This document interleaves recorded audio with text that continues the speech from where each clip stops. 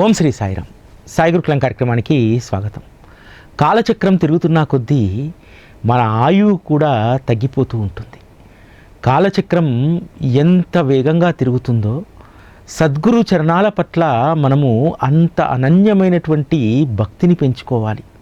మన జీవితంలో మనం ఏమాత్రం ఏమరపాటుగా ఉన్నా, మనము ఏమాత్రము ఇతర విషయాలపైకి మన ధ్యాస పోయి అక్కడే అది కేంద్రీకృతమైతే మన జీవితానికి పరమార్థం అనేటువంటిది లేదు. అందుకనే దాస్గన్ మహారాజ్ గారు మన జీవితంలో గొప్ప భాగ్యోదయాన్ని ఉదయింపజేయడానికి, ప్రతిరోజు కూడా మన జీవితము ప్రకాశవంతంగా ఉండడానికి వారు చేసినటువంటి తపస్సే శ్రీ సాయినాథ స్తవన మంజరి. అది ఈరోజు మనందరి జీవితాల్లో గొప్ప భాగ్యోదయాన్ని ఉదయింపజేసింది. ఎందుకంటే ప్రతిరోజు కూడా స్తవన మంజరి చదివేటువంటి వారి జీవితము ఇతరుల కంటే కూడా భిన్నంగా ఉంటుంది. వారి జీవితం ఎలా మారిపోతుందంటే, అనునిత్యము కూడా బాబా మనతో ఉంటున్నారు, మనతో మాట్లాడుతున్నారు, మనతో కలిసి తిరుగుతున్నారు అనేటువంటి అనుభూతిని తప్పక నిత్యం స్తవన మంజరి పారాయణ చేసేటువంటి వారు ఆ అనుభవాన్ని పొందుతూనే ఉంటారు. జీవుడి యొక్క చాపల్యం ఎంత విచిత్రమైందంటే, మనకు ఒక కొత్తది మన జీవితంలోకి వచ్చిందనుకోండి, ఒక వస్తువో కారో ఇంకా ఇతరత్ర ఏదైనా సరే, ఒక 10 రోజులకు దానిపైన మోజుపోతుంది. అంతెందుకు మన జీవచాపల్యం కూడా ఎంత ప్రమాదకరమైందంటే, ఈరోజు వండినటువంటి కూర మరుసటి రోజు మళ్ళా అదే కూర వండితే మనం తినలేం. కానీ శ్రీ సాయినాథ స్తవన మంజరి మన చపల చిత్తాన్ని పూర్తిగా తొలగించేస్తుంది. ఎందుకంటే ప్రతిరోజు కూడా స్తవన మంజరి చదువుతుంటే అది తాజాగానే ఉంటుంది. అది ఎప్పుడూ కూడా మనకు మొహం మొత్తదే. ప్రతిరోజు దానిని ఆస్వాదిస్తున్న ప్రతిరోజు కూడా ఒక కొత్త రుచి, కొత్త అనుభూతిని స్తవన మంజరి ఇస్తుంది. దీనికి కారణం ఏమిటి? దీనికి ప్రధానమైనటువంటి కారణము శ్రీ దాస్గన్ మహారాజ్ గారికి బాబా పైన ఉన్నటువంటి భక్తి, శ్రద్ధ, విశ్వాసం అనేటువంటి వాటన్నింటినీ రంగరించి స్తవన మంజరి రూపంలో మనకు అందించారు. నిజంగా ఎప్పుడు స్తవన మంజరి గురించి మాట్లాడినా కళ్ళల్లో తడి రాకుండా ఉండదు. ఆ పేరు తలిస్తేనే తనువు పులకరించిపోతుంది. ఎందుకంటే స్తవన మంజరి చదివేటువంటి వారికి ఇదందరికీ అనుభవమే. ప్రతిరోజు స్తవన మంజరి చదువుతున్నా సరే ప్రతిరోజు ఒక కొత్త అనుభూతి స్తవన మంజరిలో. మామూలుగా ఏదైనా ఒక విషయము మనము 1-2 సార్లు మన మనసుకు నచ్చినటువంటి దాన్ని వింటే చదివితే 1 రోజు 2 రోజులు మనస్సు తనువు పులకరిస్తాయి. కానీ స్తవన మంజరి చదివేటువంటి ప్రతిరోజు కూడా మనస్సు తనువు 2 పులకరిస్తాయి. స్తవన మంజరి ముగిసేలోపు ఏదో ఒక చోట కంటిలో తడి రాకుండా ఉండదే. ఇప్పుడు మీతో నేను మాట్లాడుతున్నా సరే, స్తవన మంజరి గురించి చెప్తున్నా సరే, నాకు తెలియకుండా అప్రయత్నంగా ఆ కన్నీటి ధార కారుతూనే ఉంటుంది. ఎందుకంత ప్రేమ? దాస్గన్ మహారాజ్ గారు అగాధమైనటువంటి లీలా స్వరూపం శ్రీ సాయిబాబా, అగణిత లీలా స్వరూపుడు. అటువంటి లీలాస్వరూపుని యొక్క మహత్తును, వారి వైభవాన్ని మనందరికీ దోసిట్లో పోశారు. ఇది అసాధ్యమైనటువంటి విషయం. సత్పురుషుల యొక్క లీలలు, వారి యొక్క చర్యలు అగాధమైనటువంటివి. వారి మహిమ తర్కానికి అందనటువంటిది. అటువంటి దాన్ని మనము ఏ తర్కము చేయకుండా, ఏ సంశయాలు చేయకుండా పరిపూర్ణమైనటువంటి విశ్వాసంతో స్తవన మంజరిని చదివితే తప్పక సాయి మనల్ని కరుణిస్తాడు, ఎలవేళలా మనల్ని కాపాడుతారనేటువంటి గొప్ప విశ్వాసం స్తవన మంజరి ద్వారా దాస్గన్ మహారాజ్ మనకు కల్పించగలిగారు. ఈరోజు ఎంతోమంది జీవితాలకు స్తవన మంజరి ఒక భరోసా. స్తవన మంజరిని ఒక్కసారి చదివిన తర్వాత, చాలామందికి పుస్తకంతో కూడా ప్రమేయం లేదు, స్తవన మంజరి పుస్తకంతో ఈజీగా అది కంఠస్థ వస్తుంది. గణపతి ప్రార్థన మొదలుకొని శరణాగతి వరకు కూడా మన మనసులో ఎప్పుడూ ఆ శబ్దాలు ప్రతిధ్వనిస్తూనే ఉంటాయి. అంత గొప్పది. బాబా యొక్క ఔదార్యం దయాగుణాన్ని కేవలము 1-2-3 పద్యాల్లోనే ఎంత అద్భుతంగా మనకు మొదటనే స్తవనమంజరిలో వివరిస్తారు దాస్గన్ మహారాజ్ గారు.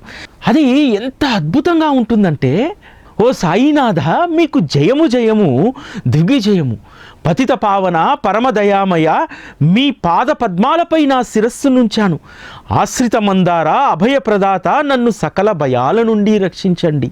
ఓ సాయినాథ సౌఖ్యధామ నిలయమైన పూర్ణ పరబ్రహ్మ మీరే, పురుషోత్తముడైనటువంటి మహావిష్ణువు మీరే, మదనాంతకుడైన ఉమాపతి శంకరుడు కూడా మీరే, మీరు నరరూపము దాల్చినటువంటి పరమేశ్వరుడు, జ్ఞానాకాశంలో ప్రకాశించే భాస్కరుడవు, కరుణా సాగరుడవు, భవరోగాలకు ఔషధం లాంటి వాడివి, నీవు దీనుల హీనుల పాలిట చింతామణివి, భక్తజనులను పునీతులను గావించే పావన గంగా నదీమ తల్లివి, సంసార సాగరంలో మునిగి దరి కానరాని వారికి దరి చేర్చే నౌకవురు మీరు, ఈ జగత్తులో భయార్తులకు నీవే ఆశ్రయం, నీవు ఈ జగత్తుకే మూలకారకుడవు, శుద్ధ చైతన్య స్వరూపులు మీరు.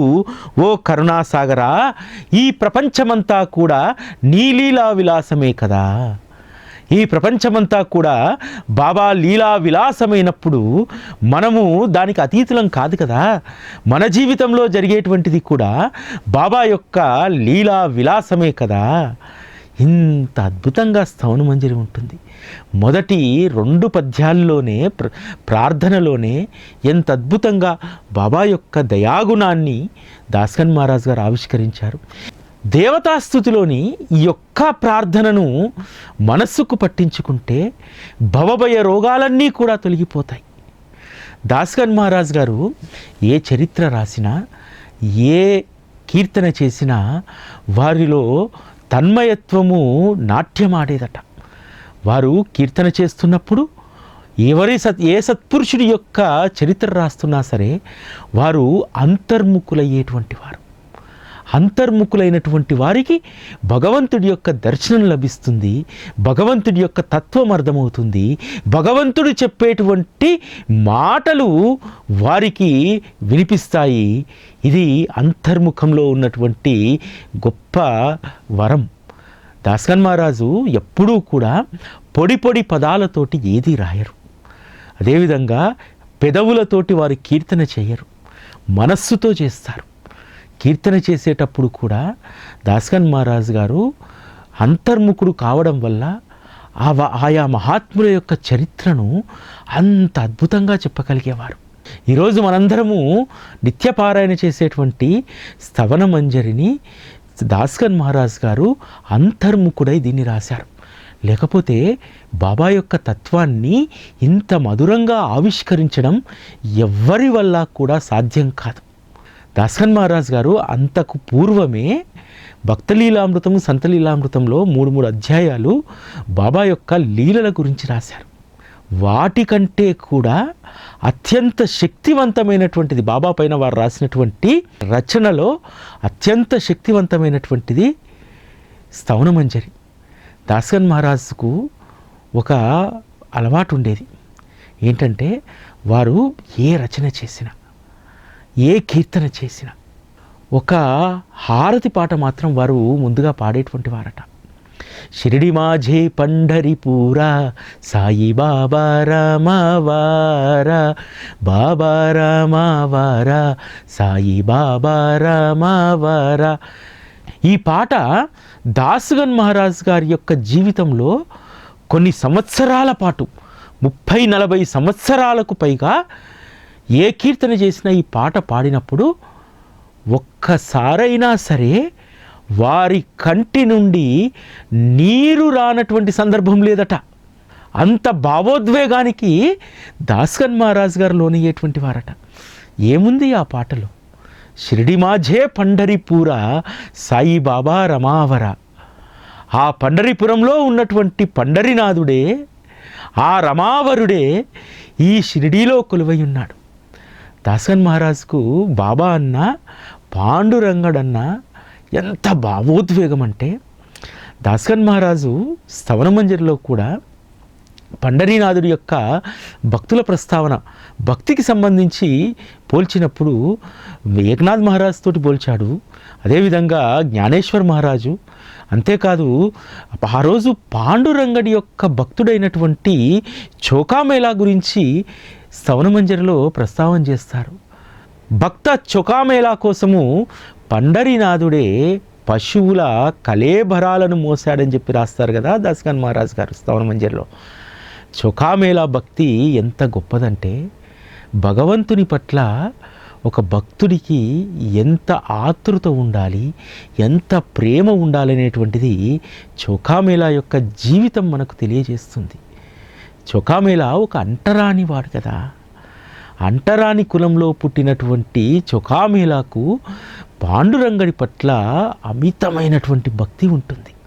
దాస్గన్ మహారాజు షిరిడీలో ఉన్నది సాక్షాత్తు పండరిలో ఉన్నటువంటి పండరీనాథుడే అని చెప్పి ఏ విధంగా అయితే వారు భావించారో, బాబా దగ్గరికి చేరేటువంటి భక్తులు పాండురంగడి యొక్క భక్తుడి వలె ఉండాలి.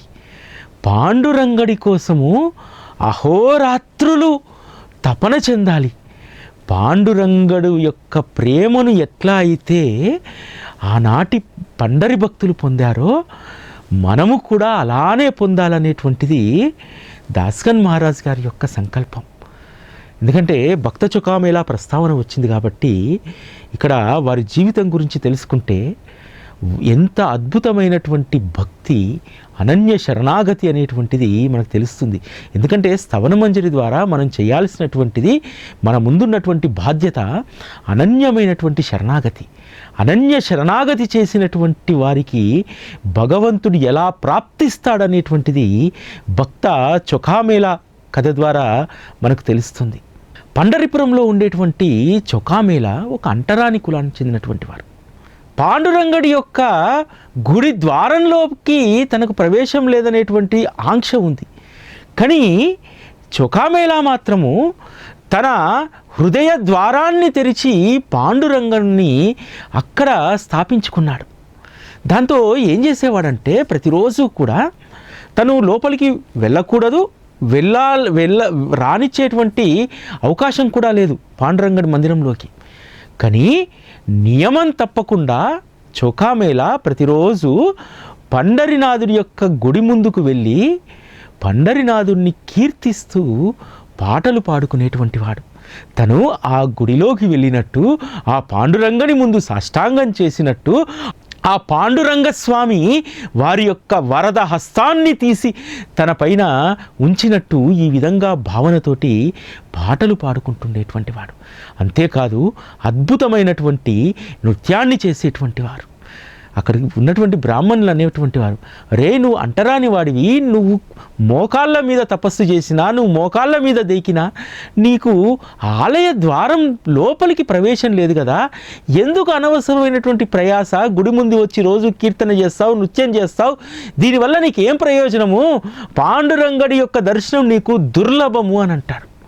నీవు పుట్టిన జాతిలో పుట్టినటువంటి వారికి ఎవరికీ కూడా భగవంతుణ్ణి తాకేటువంటి అర్హత లేదు, ఎందుకు నీ ఇదంతా కూడా వృధా ప్రయాస అని చెప్పి కేవలము జ్ఞానం ఉన్నటువంటి వాళ్లకు, శుచి కులంలో పుట్టినటువంటి వాళ్లకు మాత్రమే ఆలయ ప్రవేశం ఉంటుంది, నీకు అది దుర్లభము అని చెప్పి చెప్పగానే చొకామేళా తీవ్రమైనటువంటి ఆందోళనకు గురవుతాడు. అరెరే, నేను ఎంతగా కీర్తించినా, ఏమి చేసినా ఈ జన్మలో నేను పాండురంగడి వద్దకు చేరలేనా? నా ఈ కీర్తన, నా ఈ అనన్యమైనటువంటి భక్తి నిరుపయోగం కావలసిందేనా అని చెప్పి ఆలోచించుకుంటూ ఇంటికి వెళ్తాడు. తన భార్య అతన్ని చూసి ఆశ్చర్యపోతుంది ఆ రోజు. ఎందుకంటే ప్రతిరోజు కూడా ఇంట్లో కూడా పాండురంగడి యొక్క స్మరణ కీర్తన చేస్తూ ఎంతో ఉత్సాహంగా, ఎంతో ఉల్లాసంగా ఉండేటువంటి వాడు. అటువంటి తన భర్త తను నిరుత్సాహంతో ఉండడంతో తను చూడలేకపోయింది. అడుగుతుంది, ఎందుకు నీకు ఇంత నిరుత్సాహం అంటే, రోజు వెళ్ళి పాండురంగడి గుడి ముందు నిల్చొని ఆయనను కీర్తిస్తున్నాను, ఆయన పైన నాకు వచ్చినటువంటి భావావేశంతో నాకు కలిగినటువంటి వాటిని కీర్తన చేస్తున్నాను, నృత్యం చేస్తున్నాను, నాలో నేనే తన్మయత్వాన్ని చెందుతున్నాను. కానీ ఎంత చేసినా ఈ జన్మలో నేను పాండురంగన్ని నేను దర్శించలేను కదా, ఈ చేతులతో వారిని కొలవలేను కదా, ఎందుకు నాకు ఈ జీవితం అని చెప్పి విపరీతంగా రోధిస్తాడు చోకామేళ. భార్యకు అతన్ని ఓదార్చడము అసంభవం అవుతుంది. అలా రోధిస్తూనే పక్కపైన పడుకుంటాడు. అర్ధరాత్రి అవుతుంది, నిద్ర పట్టలేదు. ఇంటి బయటికి వెళ్ళి ఆకాశాన్ని చూస్తూ ఉంటే తను ఎంత అంధకారంలో ఉన్నానో, భగవంతుని చేరలేనటువంటి ఈ జన్మ అంధకారమే కదా అని ఆలోచిస్తూ ఉంటాడు. భార్య మరలా భర్తని ఇంట్లోకి తీసుకొస్తుంది. భక్తవత్సలుడైనటువంటి పాండురంగడు ఊరుకుంటాడా? వారి ఇంట్లోకి వెళ్ళగానే కోటి సూర్యప్రభల తేజంతో పాండురంగడు వారింటిలోనే ప్రత్యక్షమవుతాడు. పాండురంగన్ని చూసినటువంటి భార్యాభర్తలు ఇద్దరూ కూడా పాండురంగనికి సాష్టాంగ నమస్కారం చేసి పూజ చేసి పాండురంగడి ముందు కూర్చొని ఉంటారు. పాండురంగడు వాళ్ళను ఆశీర్వదించి, ఎందుకు నీకంత నిరుత్సాహము? నువ్వు పిలిస్తే నేను రానా? ఎప్పుడూ నేను నీ వెంట ఉండనా? ఈ దైన్యస్థితి నీకెందుకు? ఎవరైతే ప్రేమతో నన్ను స్తుతిస్తారో, నన్నే ప్రాణంగా ప్రేమిస్తారో వారితో ఎప్పుడూ నేనుంటాను. నన్ను ప్రాణప్రదంగా స్తుతించేటువంటి వారు నేను వేరు కాదు, నీవు నేను ఒకటి అని అంటారు. అందుకనే దాస్కన్ మహారాజ్ గారు స్తవనమంజరి ద్వారా భగవంతుణ్ణి మనలో కొలువుండేలాగా చేశారు. పాండురంగ విఠలుడు చెప్పినట్టు, నిత్యము నన్ను స్తుతించేటువంటి వారికి నాకు తేడా లేదయ్యా, నువ్వే నేను, నేనే నువ్వు, ఇక భేదభావం లేదన్నారు. స్తవనమంజరి చదివిన తర్వాత మనందరికీ కూడా కలగాల్సింది అదే. నిత్యము కూడా సాయితో సమాగమనం చేయిస్తుంది స్తవనమంజరి. స్తవనమంజరిని ఎవరైతే నిత్యం పారాయణ చేస్తారో, ప్రాణప్రదంగా భావిస్తారో వారిని ఎటువంటి కష్టము కూడా బాధించదు. స్తవనమంజరిని మనము ఖచ్చితంగా కష్టం వచ్చినప్పుడే తొలిసారి పట్టుకొని ఉంటాం. కాబట్టి అంత కష్టం నుంచి మనల్ని బయటపడేస్తుంది కదా స్తవనమంజరి. ఆ తర్వాత మనకు ఎన్ని కష్టాలు, ఎన్ని సమస్యలు వచ్చినా సరే అవి మనకు ఇసుక రేణువులాగా కనిపిస్తాయి. అది పెద్ద సమస్య కాదనిపిస్తుంది. ఎందుకంటే స్తవనమంజరి ద్వారా ఎప్పుడూ బాబా మన యొక్క యోగక్షేమాలను కనిపెట్టుకొని ఉంటాడు. దాస్కన్ మహారాజు గారు స్తవనమంజరికి బాబా యొక్క ఆశీర్వాదం తీసుకున్నారు కదా. నిత్యము ఎవరైతే దీన్ని పఠిస్తారో వారికి ఎటువంటి కష్టాలు లేకుండా చూడు బాబా, వారి కోరికలన్నీ కూడా వెంటనే తీర్చు బాబా అన్నారు కదా. దానికి బాబా సమ్మతించారు కదా. అందుకని ఎవరమైతే స్తవనమంజరిని నిత్యము పారాయణ చేస్తామో అటువంటి వారికి ఎటువంటి కష్టాలు కూడా బాధించవు. ఏ విధంగా అయితే చోకామేళ నిత్యము పాండురంగని స్థుతిలో ఉన్నారో అటువంటి వారికి కలిగినటువంటి గొప్ప అనుభూతి మనకు కలుగుతుంది. పాండురంగడి వల్లే బాబా మనకు ప్రత్యక్ష దర్శనం ఇవ్వకపోవచ్చు, కానీ స్తవనమంజరి పారాయణ చేసేటువంటి వారికి మనము వేరు, బాబా వేరు అనేటువంటిది ఉండదు. బాబా మనతోనే ఉన్నారు, మన వద్దే ఉన్నారు, అది స్తవనమంజరి రూపంలో ఉన్నారనేటువంటి స్థిర నిశ్చయం ఖచ్చితంగా కలుగుతుంది. చోకామేళ ప్రతిరోజు కూడా భగవంతుని స్తుతించడం వల్ల ఎంత గొప్ప అనుగ్రహం దక్కిందో చూశారు కదా. పాండురంగడు ప్రత్యక్ష దర్శనం ఇవ్వడమే కాదు, కొద్దిసేపు వాళ్ళ ఇంట్లో ఉన్న తర్వాత పాండురంగడు చోకామేళకు చేతిని అందించి చోకామేళ చేతిని పట్టుకొని బయటికి వెళ్దామని చెప్పి తీసుకెళ్తాడు. తీసుకెళ్ళి ప్రతిరోజు తను ఏ పండరిపురంలో పాండురంగ విఠలుడి గుడి ముందు స్తుతి చేస్తాడో ఆ గుడి ద్వారాలు తెరిచి గర్భగుడిలోకి తీసుకెళ్ళి అక్కడ కూర్చోబెడతాడు. చోకామేళ గగ్గోలు పెడతాడు, అయ్యా మీరు నన్ను తీసుకొచ్చారు, కానీ ఇక్కడ బ్రాహ్మణులు నన్ను ఒక నీచ జాతి వాడిగా చూస్తాడు. నాలాంటి వాడి యొక్క గర్భగుడి ప్రవేశాన్ని వారు అస్సలు కూడా వారు తట్టుకోలేరు. కాబట్టి నేను త్వరగా వెళ్ళిపోతా స్వామి అంటే, లేదు కూర్చొని నీతో మాట్లాడాల్సింది చాలా ఉంది అని చెప్పి కూర్చోబెడతాడు. తెల్లవారుతుంది. ఉదయాన్నే మేలుకొలుపుకు అయ్యవార్లు వస్తారు, బ్రాహ్మణులు. వచ్చి చూసేసరికి లోపల ఒక వ్యక్తి మాటలు వినిపిస్తుంటాయి. వెంటనే ఆ గర్భగుడి తలుపులు తెరిచేసరికి చొక్కామేళ పాండురంగ విఠలుడి ముందు కూర్చొని ఉంటాడు. అది చూసి అపచారం జరిగిపోయింది, ఈ అన్యకులస్తుడు గర్భగుడిలోకి వచ్చాడు అని చెప్పి వాళ్ళు లబోదిబోమంటుంటారు. అయినా సరే పాండురంగ విఠలుడికి చొక్కామేళకు సంభాషణ జరుగుతూనే ఉంది.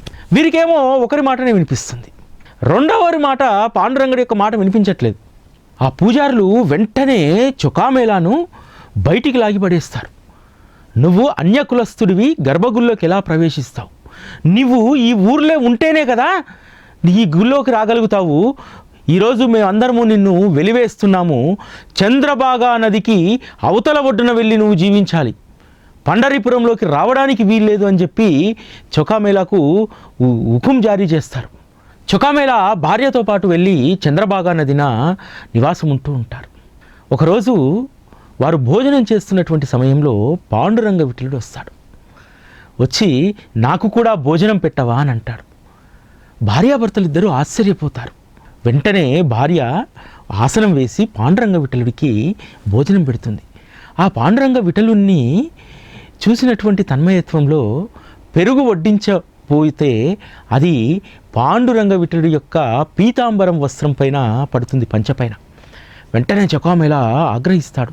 ఏమి చూసుకోవాల్సినటువంటి అవసరం లేదా, నీకు బుద్ధి లేదా? స్వామి పంచ చూసావా, పీతాంబరం అది పాడైపోయింది అని అంటాడు. అంటే భార్య కాస్త పశ్చాత్తాపానికి గురవుతుంది. ఈ మాటలన్నీ కూడా దారి వెంట వెళ్తున్నటువంటి ఒక బ్రాహ్మణుడు వింటాడు. పాండురంగ విఠలుడితో చొక్కామేళ మాట్లాడుతున్నట్టు గమనించి, వీడు కావాలని నేను దారి వెంట వెళ్తుంటే పాండురంగడు తన ఇంట్లో ఉన్నట్టు క్రియేట్ చేస్తూ నన్ను హేళన చేస్తున్నాడని చెప్పి చొక్కామేళను బయటికి తెలిసి చెంప మీద లాగి కొడతాడు. చొక్కామేళ దానికి ఏమీ చింతించడు. సరే అని చెప్పి మళ్ళీ లోపలికి వెళ్ళిపోతాడు. సాయంత్రం ఆ అర్చకుడు వెళ్ళి మందిరం తెరిచేసరికి విఠలుడి యొక్క కనుల నుండి ధారగా కన్నీరు కారుతూ ఉంటుంది. అప్పుడు ఆ అర్చకుడు ఆలోచిస్తాడు, తను చొక్కామేళను కొట్టగానే చొక్కామేళ కంటిలో నుంచి కూడా నీరు కారింది.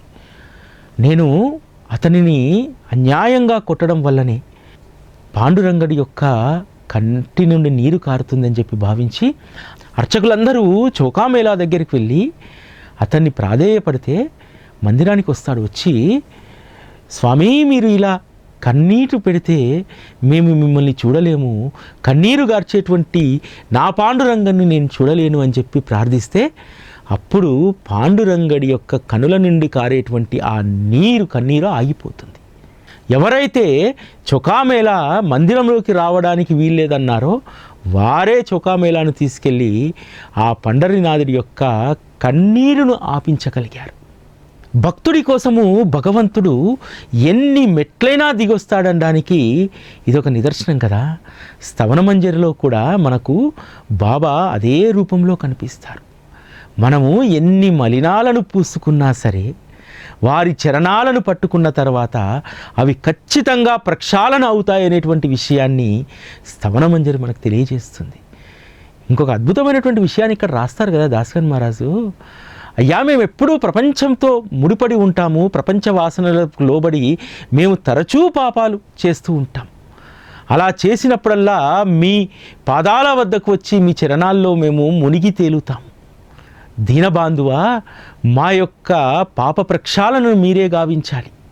గోదావరి తనలో చేరేటువంటి మలినాలను తిరస్కరిస్తుందా?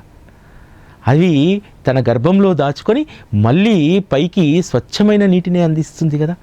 అలాగే మా యొక్క పాపకర్మలన్నీ కూడా నీ చరణాల వద్ద మేము ప్రక్షాళన చేసుకుంటాం. ఎవరైతే నిత్యము స్తవనమంజరి చేస్తారో వారి యొక్క పాపకర్మలన్నీ కూడా ప్రతిరోజు ప్రక్షాళన అవుతాయి. ఎందుకంటే పాప ప్రక్షాళన అనేటువంటి దాన్ని చదువుతూ ఉంటే మనము సాయి చరణాల్లో మునిగినటువంటి అనుభూతి మనకు కలుగుతుంది. కాబట్టి ఎవరైతే భగవంతుని సద్గురువు యొక్క స్తోత్రాన్ని నిత్యం పఠిస్తారో అటువంటి వారి వెంట ఎప్పుడూ కూడా సద్గురు మహారాజ్ వారి వెంటే ఉంటారు. ఈ యొక్క సత్యాన్ని మనకు శ్రీ సాయినాథ స్తవనమంజరి రుజువు చేస్తుంది. ఇది ఈరోజు కార్యక్రమం. రేపటి కార్యక్రమంలో మళ్ళీ కలుసుకుందాం. అప్పటి వరకు సెలవు. నమస్కారం.